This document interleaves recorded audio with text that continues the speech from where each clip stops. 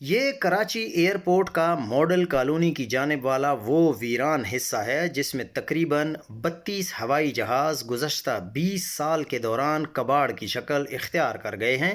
ان ضائع ہونے والے جہازوں میں 9 عدد تو دیوالیہ ہونے والی شاہین ایئر لائنز کے ہیں۔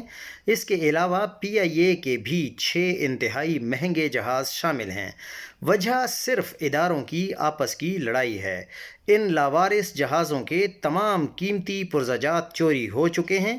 اس قومی نقصان سے بچنے کا سادہ سا حل یہ تھا کہ اس وقت کی حکومتیں ان سب جہازوں کو قومیہ کر کے خود چلا لیتیں اور ان کی کمائی سے جس کا قرض واجب الادا تھا اتارتی رہتیں، لیکن اس عمل سے کئی چوروں کے بے روزگار ہو جانے کے خدشے کے تحت ان جہازوں کو کباڑ ہونے کے لیے چھوڑ دیا گیا۔